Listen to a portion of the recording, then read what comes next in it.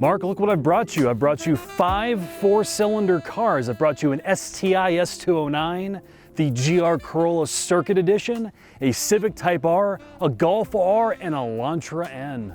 We were gonna call this the shitbox shootout, but unfortunately, that car over there is like 80 grand. They're almost impossible to afford these days, Jack. 80 grand, more like $100,000. And that's how I want to spend my money. I want to spend my money on a $100,000 STI. But guess what? I borrowed something even more special for the day, but it's costing me $300 an hour. Hey, Bobby, will you go get this guy?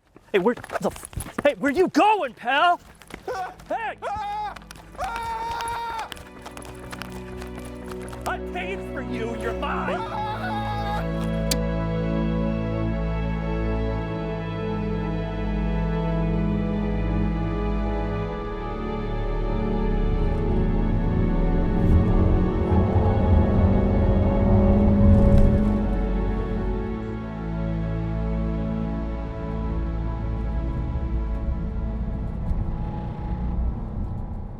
What's your name and what do you do? My name is Carlos Lago.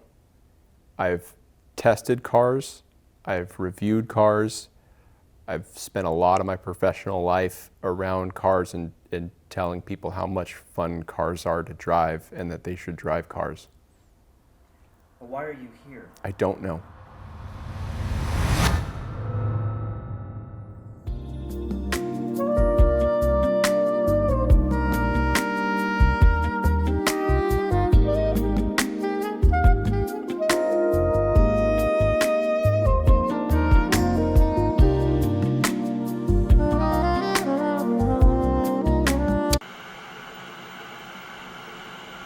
We're at Autobahn Country Club in Joliet, and yes, all 5 of these cars are about to be lapped by a pro driver, Britt Casey, at the same time, at the same track, under the same identical conditions. And most importantly for our testing, we've eliminated a variable. All 5 of these cars are on the same spec tire, a Bridgestone Potenza Sport. While it is not the stickiest tire ever invented or ever designed, it is a tire that all 5 of these cars could be fitted to in their factory size. So we've eliminated the issue of the tire variable. However, this fine gentleman from a certain magazine is here to counter my point. And by issue, you mean hundreds, if not thousands of comments saying, you idiots, why don't you put the same tire on all these cars when you do track events? We get that a lot, especially at Lightning Lap. And there's a couple reasons for that, legitimate ones. The first one is practical. Find me a make and model of tire that will fit on everything from a Mazda Miata to a Lamborghini Huracan. The second one is philosophical. When engineers develop these cars, they do it for a specific tire, and there's a lot of things that go into that development that range from ride and handling to NVH. The other part of that is we don't want to reward a manufacturer for not putting the best tires it can on a vehicle that it sells.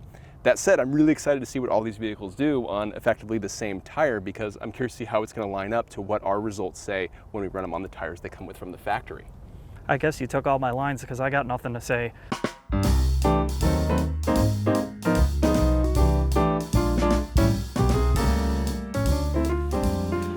Now, you can't do a comparison on cars like this without touching on the pros and cons of the interior and exterior space.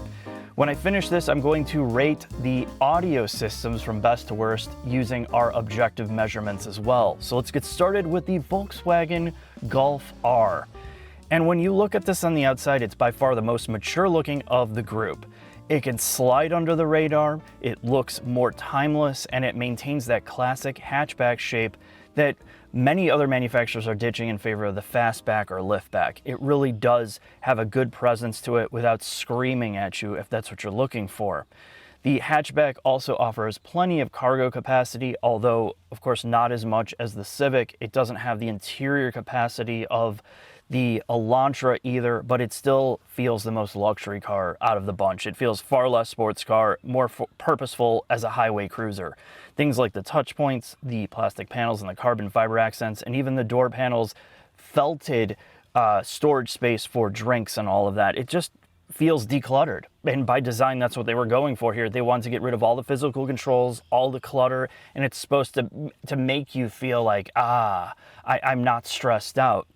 And the problem with that, and it has been on all these new modern VWs, is the decision from the top to do this, to remove physical controls, has had such a catastrophic effect on people's willingness to buy into this, because now everything's software, but you also have the problem of having touch or capacitive touch controls, which make the usability of this the worst out of all of these cars that we've tested. And I know internally there's people really working hard to try to fix this, but because of the way the car market works, supply chain, when you design this, it's hard to just change it like that. It's not like updating a phone. You have to literally redo interiors. So as this stands, it's probably the worst of the bunch in terms of usability. But let's head into the Corolla GR.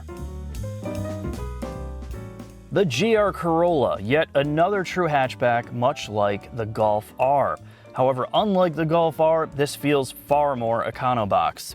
It feels closely related to a $20,000 car, more so than the $40,000+ the dealers are commanding for it. The exterior proportions are definitely on the smaller side. This would be appealing to somebody that doesn't want a big car, namely compared to like the Type R, which feels like a huge sedan. This can get into tight spaces in the city. If you don't have a big garage, it's perfect for you. And if you don't need a massive cavern of storage, the GR Corolla is going to suit you fine. The interior space, unfortunately, you just can't get away from that shitbox feeling. It feels more claustrophobic, it feels tighter, it feels more dated. The plastics are insanely hard. The huge bulbous pieces of the dash that will break your leg in half, and some of the piano black that does not belong in a driver's car like this. However, the inputs are all physical. The steering wheel controls are great, the gauge cluster is easy to read, the HVAC controls are all physical, and unlike the Golf R and the Type R, you get a traditional manual parking brake here, which is very, very welcome in a manual transmission, fun to drive car. The negatives are it feels like a much smaller space and a much more buzzy one. And with the removal of the armrest, it just feels like something's off in terms of ergonomics in here. But let's talk about the Elantra N. The Elantra N, no hatch here, just a trunk space with a giant support bar to add structural rigidity, which you could technically remove if you didn't want the added performance there to gain extra space. The outside represents the problem with Hyundai and Kia styling. It's very here and now, designed to wow you with modern elements. It doesn't particularly age well, and it hasn't aged well, and it's not a car that you're gonna look at and be like, wow, that is just a masterpiece of sports car design. But when you get on the inside, it definitely is one of the more purposeful, more spacious, and comfortable cars of the group. That's because it has a usable back seat. It has a usable front seat. And it also has a manual parking brake on the inside, which is great.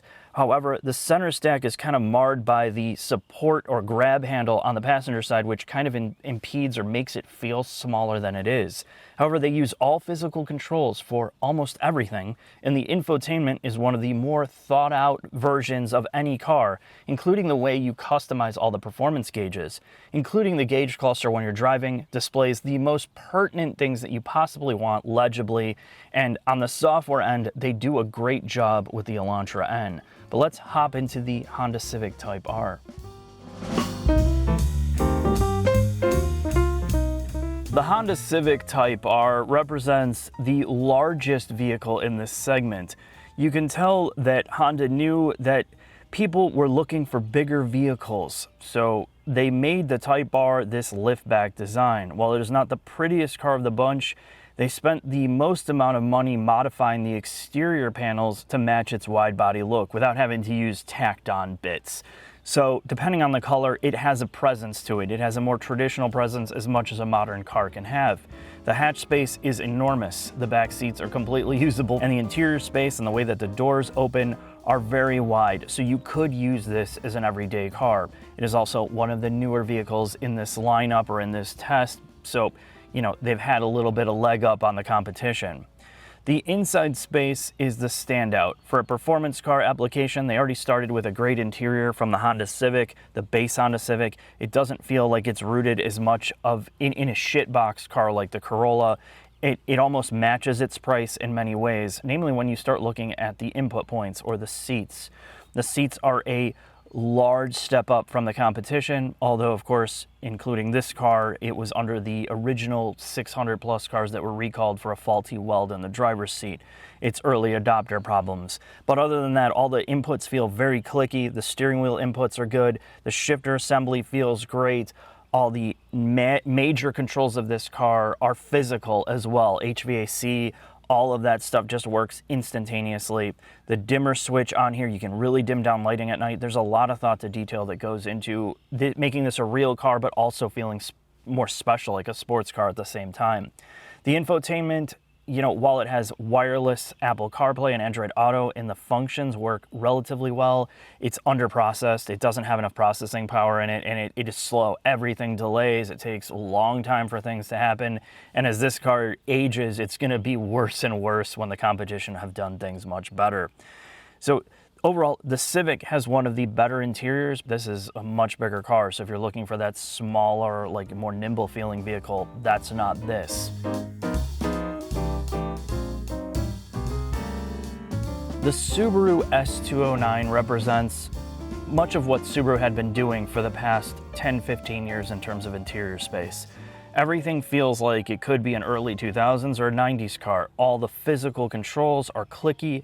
The visibility in the car is the best of the bunch, and it just feels like old school, and that's because it is. Subaru carried over this design on interior and exterior mostly for a long period of time. So you're not overburdened with any technology, infotainment that's ridiculous, a gauge cluster that's all digital. If you like that old school feel, the Subaru is definitely going to do it for you. It also has a trunk, so the trunk space is not as big as the Elantra, but it is just a very usable car. You can fit car seats in the back. You can use it as a true family car. While it's not as big as the Civic, all of the major components are almost as usable. May not be as aesthetically pleasing as the Civic, but it is a very, very accessible car for multiple people. Last but not least, the audio system testing. From the worst vehicle to the best. Starting with the GR Corolla, which takes last place. Big surprise. It's a car that is rooted on economy car platforms that was never designed to scale up into more of a luxury experience. They didn't spend a lot of time or energy or money on the audio system in this car, largely because why? Most people don't care about that. However, it definitely tells it's one of the more tin canny sounding experiences. It has the most harmonic distortion, and the frequency response is all over the place. The third place car is the Elantra N, and a lot of this has to do with harmonic distortion. It is not a well-designed audio system. The SPL levels are kind of up and down. There's as much as a 20 or a 10 to 20 dB swing throughout the frequency range, but the left to right, the driver and the passenger frequency response is pretty even overall, so you're going to get a neutral experience whether you're on the driver or the passenger side. The second place car is the Golf R, and while at the bass frequency response level and some of the distortion levels, it looks better than the Civic, it starts to fall apart in the mid to upper frequency range where you have these huge dips, as much as 20 dB swings up and down. So that loss of SPL or energy, you can definitely hear it in the mid to high frequency range, which is surprising because this is more of a luxury car interior design. So the audio system is definitely not as good, although you do have the ability to tune the EQ on the Golf R, where none of the other cars allow you to do that to a granular control. Left and right, the passenger side versus the driver side, is pretty equal as well in terms of tuning. The winner of the test is the Civic Type R, which somewhat surprised me. It has the most natural frequency response without any dips or huge drop-offs, with the exception of around 150 hertz. There is a slight dip there, and the bass response is not as good as the Golf R, but in the mid to upper frequency ranges, it's pretty good for a price or car in this price point. However, they tuned more of the work, or Bose did most of the tuning for the driver. The passenger side is not nearly as good as the driver side compared to the other cars. But I'm gonna leave it at that. Let's briefly head into the shop. We're gonna talk about the highlights of each car. Speed round, Jack.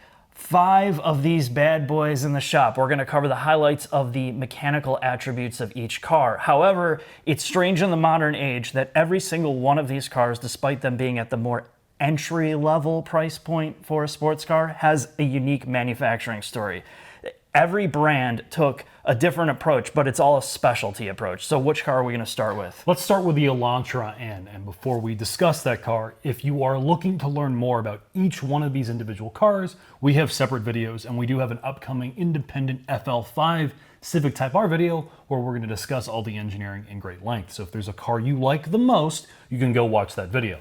Elantra N is one of the few cars in this test that has an optional dual clutch gearbox, so if you can't drive stick, you can get it in this vehicle. Honestly, it's faster as a dual clutch, but for the sake of evenness for this test, we opted for the manual.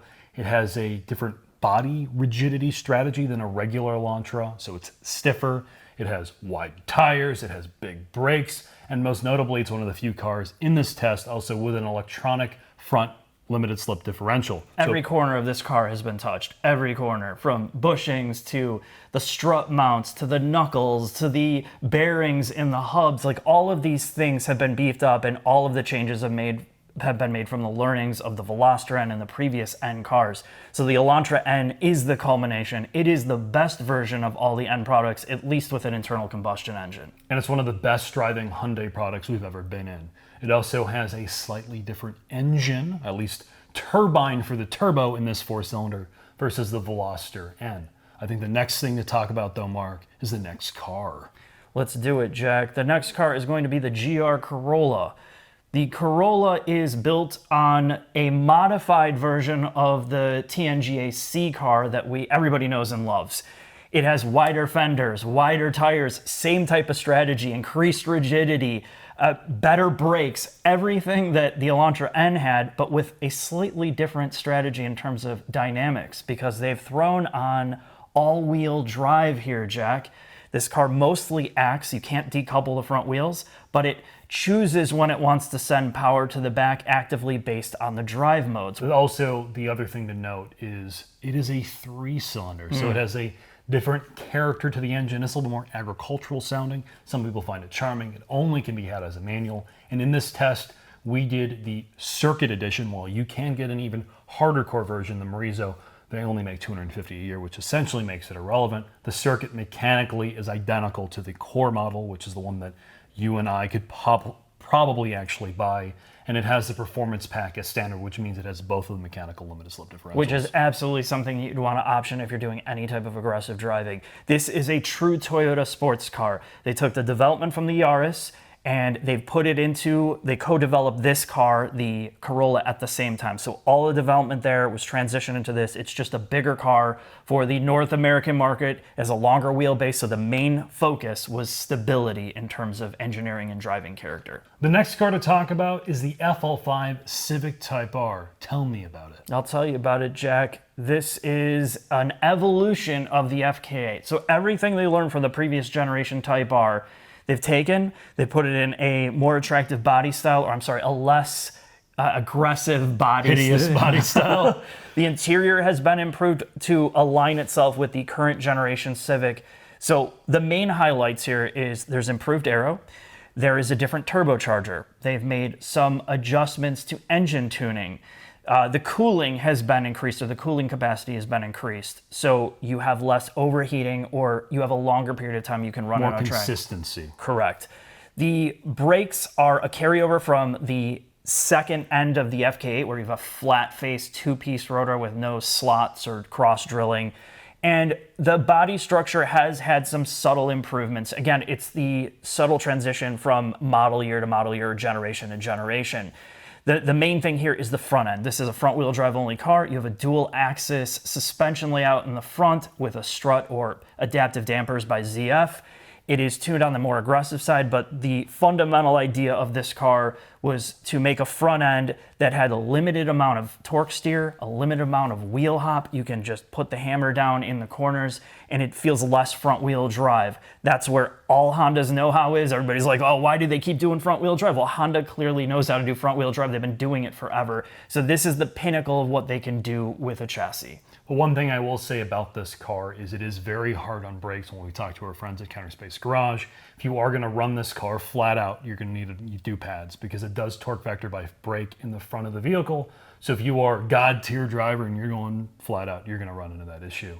The next car, Mark, is the Mark 8 Golf R. This, along with the Elantra N, is the only car that gets a dual clutch. You can either get a manual or a dual clutch. We have a manual again to keep the tests consistent. This is on the latest variation of MQB, which is VW's front-wheel drive architecture. The joy of this is because it's shared with luxury cars. This is one of the most premium platforms of any of the cars in this test. It has an aluminum front subframe, aluminum suspension links, and they've done their best to make this vehicle as isolated and as comfortable and as refined as possible. That's always been the joy of a VW GTI or Golf R. So it's the only car in this test with a torque vectoring rear diff that is also all-wheel drive. The last car, though, Mark, we're going to talk about is the STI S209. This is a Subaru built or engineered by STI, Subaru's racing division. It is a hand-built car. They widened a RA and now can run 265 wide tires. It's more rigid. It has a zero defect policy, which means all of the bolts were hand torqued, and they did their best to maintain the highest levels of QC. It even has a hand-built EJ engine.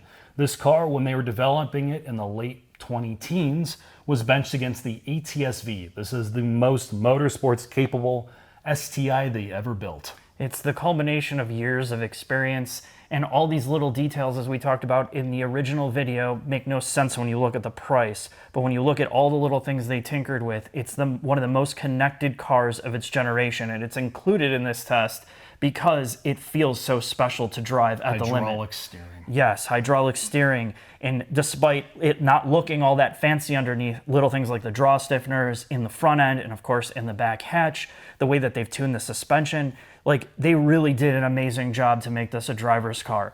The engine does have some modifications. They went to a different turbo and different fueling strategy.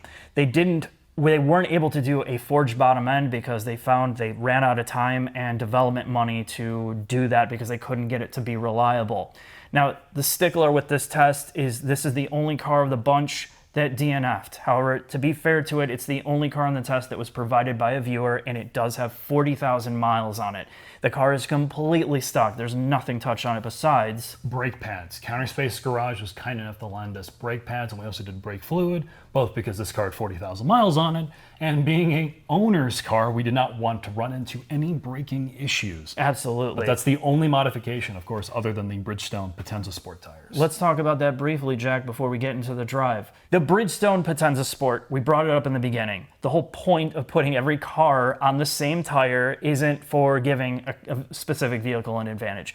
I understand to Carlos's point, clearly each car, like the STI 209, they worked with Dunlop to develop a specific tire for that car. So you're throwing a lot of that away. But what you're doing is you're giving the consistency across the board that one car is not going to be potentially faster than the other for the sake of doing lap times.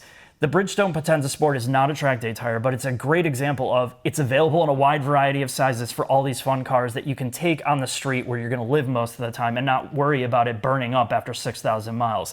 It can be used in the rain, it can be used in the dry, and then if you want to go pound around on track, it's not a full track day tire, but it's still completely competent, which you're going to see right now as we take these things out to Autobahn Country Club South, Jack. Let's do it. No, let's do it.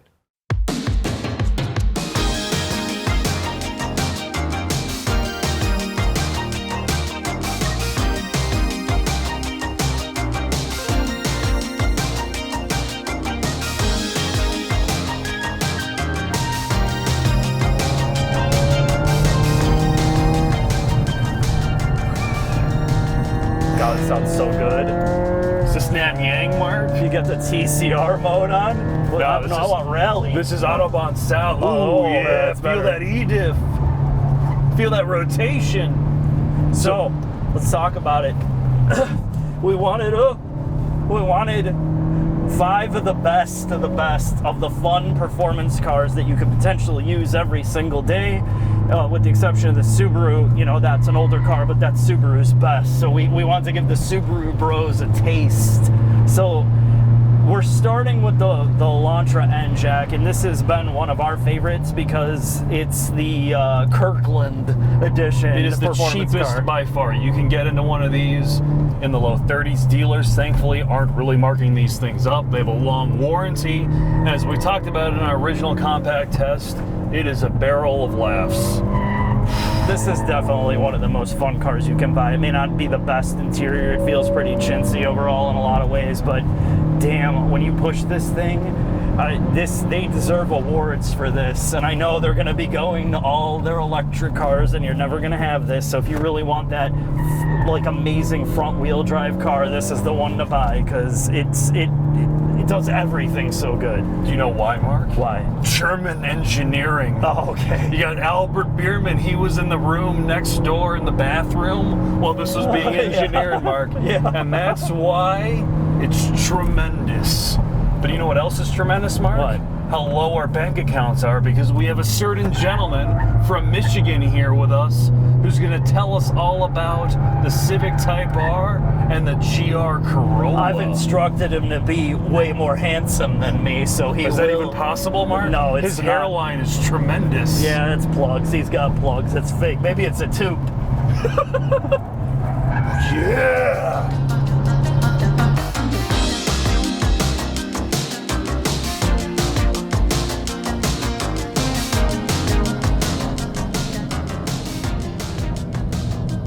Now, I know what this is gonna be like in winter. It's gonna be a riot. The Toyota GR Corolla, another Car and Driver 10 Best winner, I might add. I don't think more grip is the solution for this car. When I drive this car, I imagine, or fantasize maybe, what it would be like in a Michigan winter on a set of winter tires. That to me is where this car is truly going to shine. As enjoyable as this is on a track, and it is enjoyable, I think it's going to really come into its own on unfamiliar roads with rough surfaces where you don't have a lot of traction. I think that's truly where this car wants to be. Versus the other cars here, you notice some distinct advantages and disadvantages. Let's start with the disadvantages. This 3-cylinder engine packs a punch, but it's pretty boosty. You have to wait for it to come into power. The gearing in particular, we'll notice it on this straight, in order to be smooth, you have to wait on each gear change. And that kind of stuff can make you a little frustrated on a racetrack when you just want to get the best time you can. Two, the powertrain can sound a little coarse, but I'm honestly okay with a lot of that, because this car, much in the same way like the Civic Type R, still has that degree of specialness. There's that certain like indefinable element to this vehicle that gives it just an overall uniqueness, because they really don't make cars like this anymore. And that's very exciting. Now, with regard to handling, this gets the job done. It's not as maybe sharp or composed as some of the other cars here, but it is enjoyable. I've got the diff set to the 50-50 split to maximize the track driving behavior, because that mode's called track. I don't know. But I'll say this car has a really enjoyable neutrality on entry on these particular tires. And it is something that you can play around with in corners in a way that's overall, again, a lot of fun. Is it maybe the best tool for chasing lap times? Probably not amongst this group, but this would be a really fun vehicle to explore a winding road with, especially an unfamiliar one. Also, I gotta imagine this too would make a very enjoyable daily driver, because this is something that you would drive and really want to explore. And the fact that it doesn't look too extravagant, you know, I get that it's wider, I get that it's got a lot of vents and stuff on it, but there's no big wings. So someone might not notice this in the same way that they might notice a Civic Type R. I might be wrong, I could probably be wrong, often am wrong, but I think you could probably get away with some pretty nefarious driving in the GR Corolla. And that's something I really enjoy.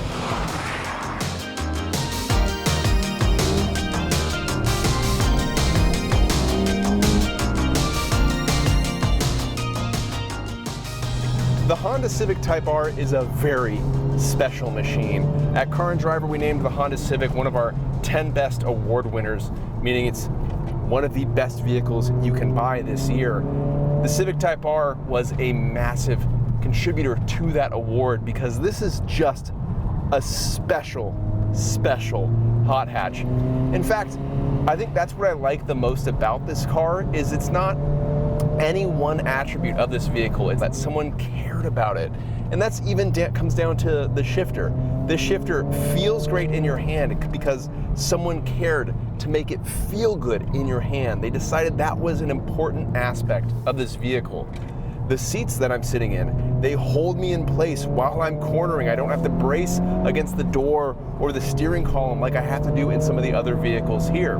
This engine pulls, it has a nice broad power band, it's got shift lights and indicators that tell me when I'm about to get to redline. Overall, it's the entire package that makes the Civic Type R so good. It's also really quick. Everything from the amount of grip you have, the power delivery through corners, the sense of stability, the confidence, this is just supremely enjoyable. In fact, I'd say it has some of my favorite elements of some of the better cars here. It has like the stability and confidence of the Golf R. It has the rowdiness of the Elantra N.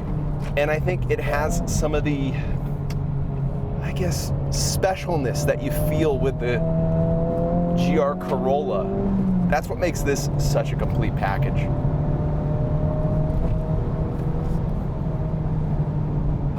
It's just delightful. I'm driving right now with automatic rev matching on. I've got the artificial sound enhancement happening too.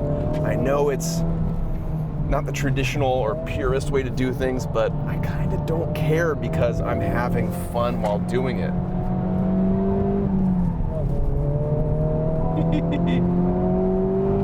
And I also like the fact that when you're done with the racetrack, you can drive this thing home in relative comfort.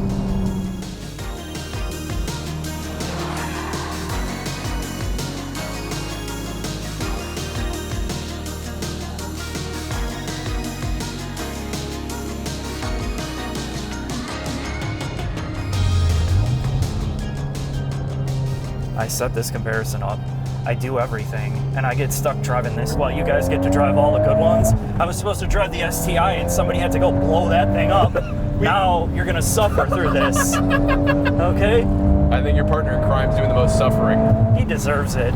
Look, I have a love-hate relationship with Volkswagen. I'm probably... That's what you get. My love of these cars comes from owning them. My hate comes from them breaking. And this car's hate comes from, well, the screen below our camera. I think that's the biggest problem with this vehicle because the E888 is still a tremendous engine. It's not a B58 Mark or a B48, and it doesn't have a ZF8 speed, but the engine is spectacular. You just have to understand what this car is about, right? I mean, clearly it's...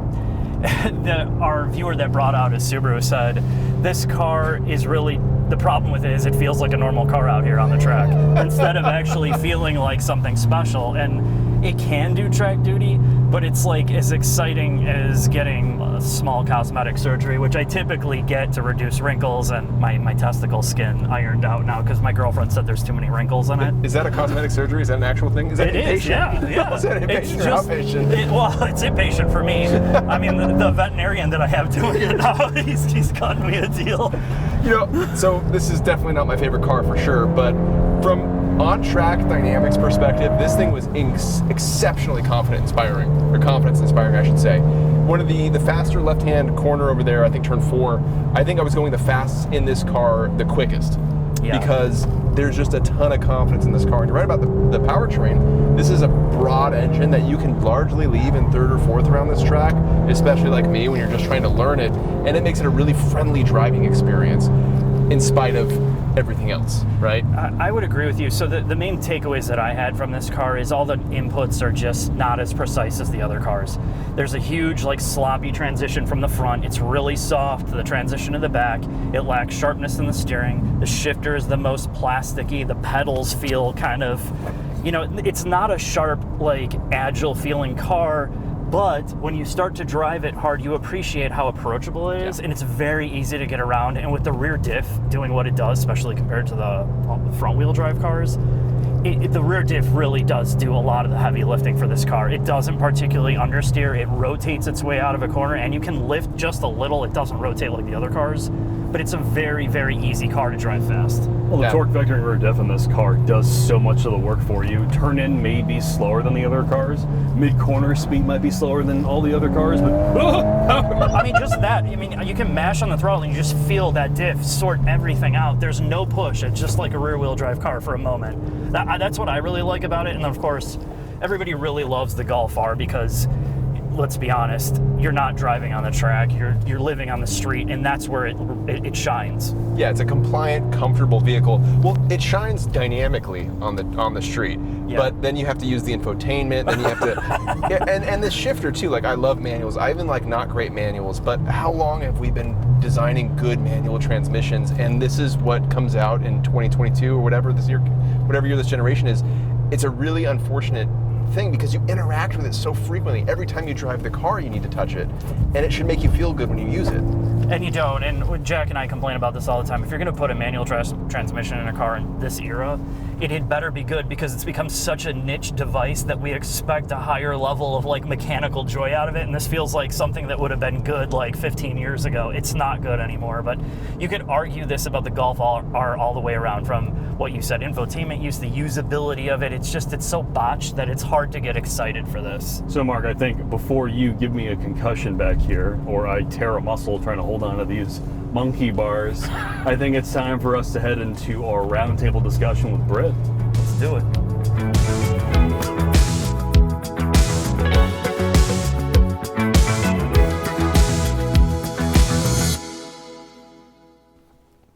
All right, so we've just wrapped up the world's longest 5-cylinder shootout.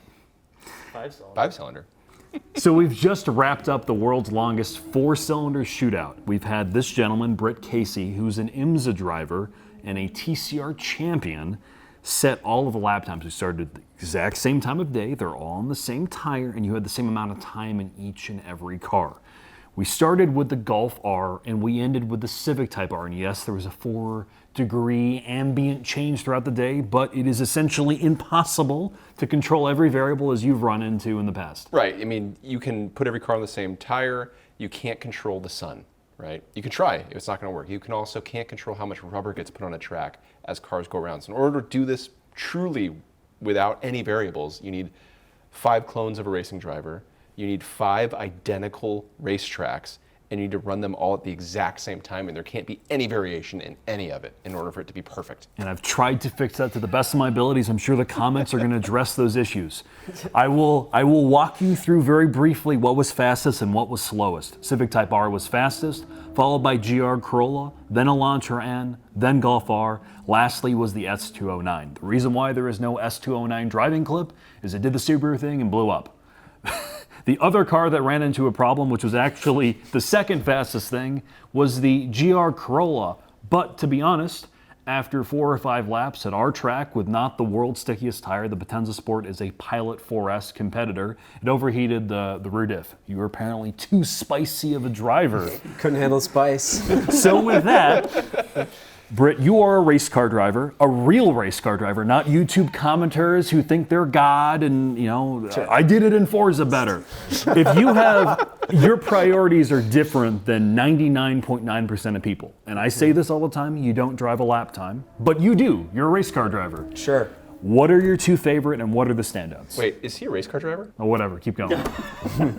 Well, the 2 standouts for me, number 1 is the Honda Civic Type R. Number 2 is the Hyundai Elantra N. Those 2, I think, were a tick above the others in terms of performance and usability on the racetrack. You know, looking at track performance, the topics are simplified in terms of the length of the list: chassis dynamics or braking performance, straight line acceleration, mid-corner grip. So those 2 cars were standouts in that regard. I also appreciated the shift lights on the Type R. I thought that was very race car-esque. Yeah.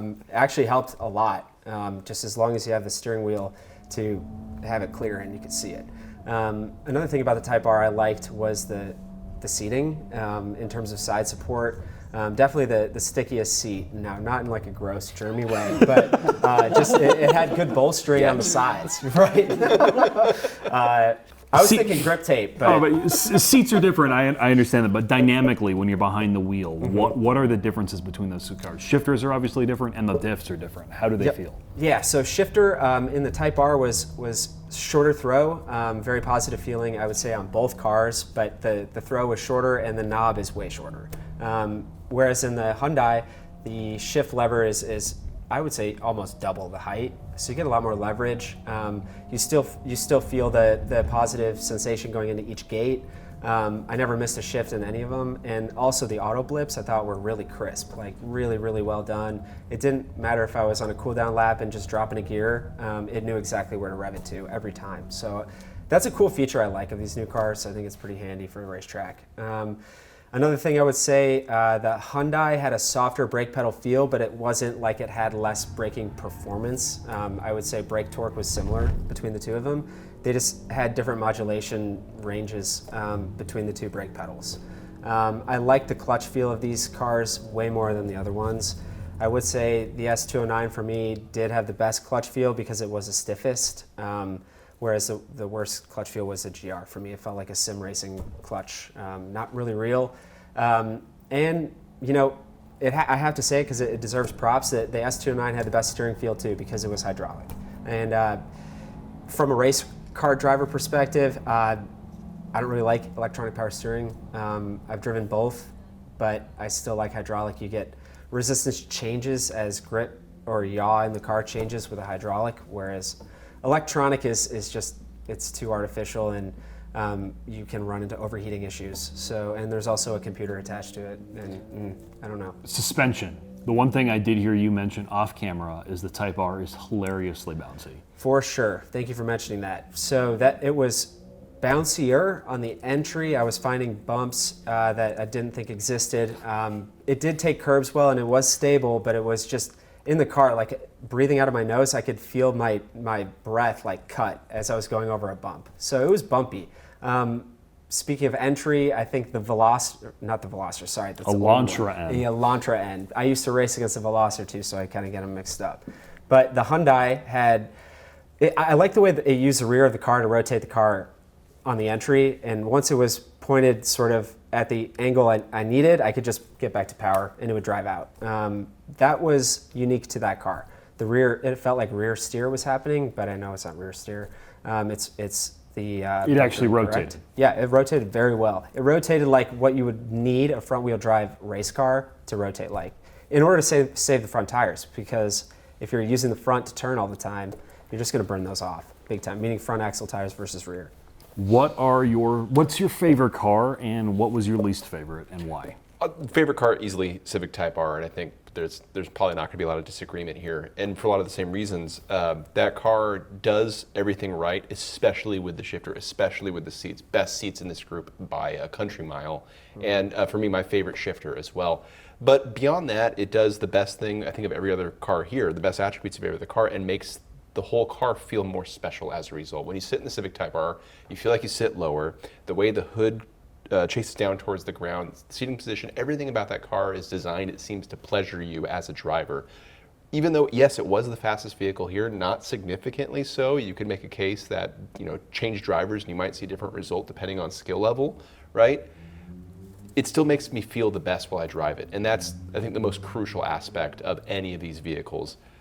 On my number 4, because I didn't drive the S209, is the Golf R, right? And that's not to say it's a bad vehicle. It has its flaws, like the infotainment system, like the shifter and so on, but I gotta really commend that vehicle for how confident and stable it feels consistently throughout the entire drive. I chose that car to learn the track because I knew it was going to be one of the easier ones to get up to speed with, and I still think I was fastest in that car in some corners here, just checking the speeds through some of the faster corners on this track, and I think I carried the most speed just because I had the most confidence in that vehicle and in the way it reacted to corners.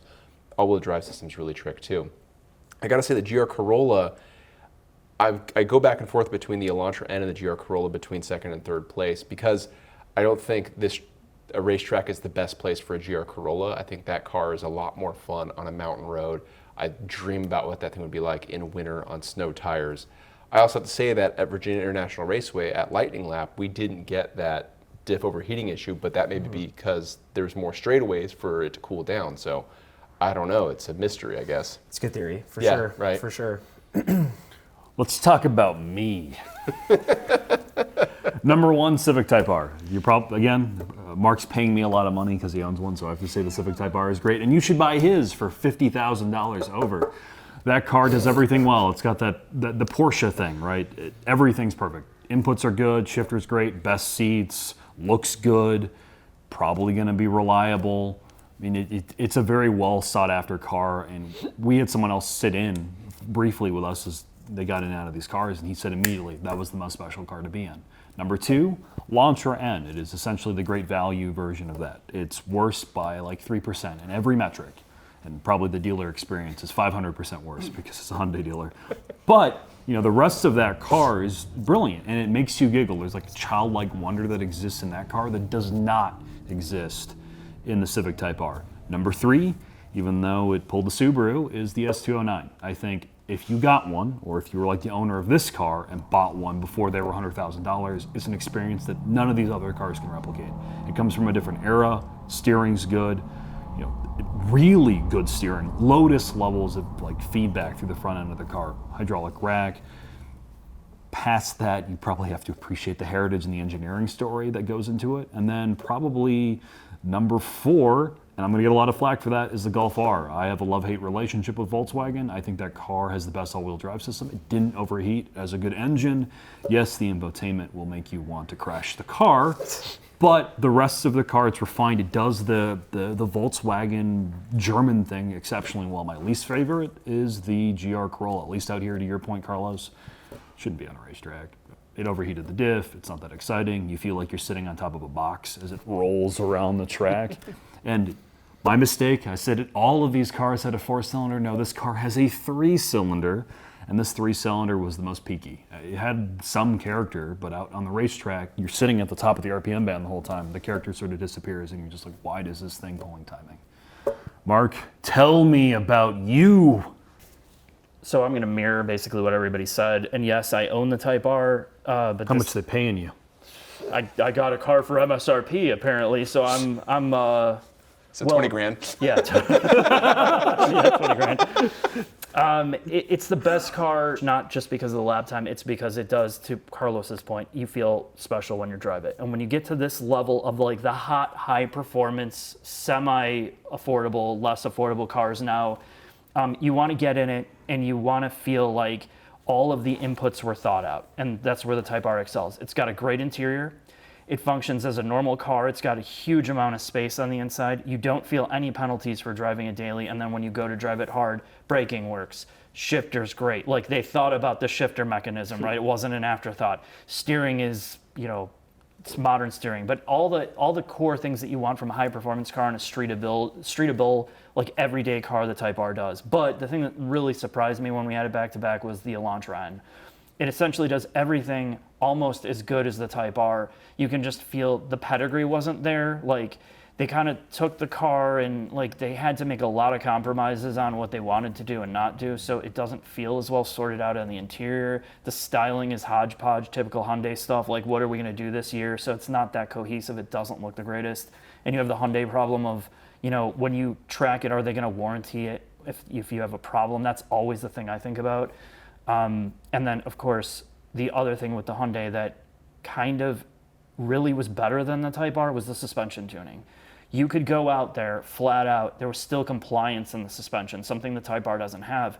And the reason why the Type R gets a huge ding on that is because when you're in Plus R, that's the only time you can disable stability control and traction control. If you go into individual mode with everything on, with the exception of putting the dampers in comfort, which you need to run a faster lap, you can no longer disable the stability control. And that's straight from their engineers that said they designed it to do that. Unless you do a pedal dance. Which... Right, a diagnostic mode, which most of the people are going to do that own it, but it's stupid that you have to do that. So it's a huge bonus to the Elantra N team or the N team that they did that.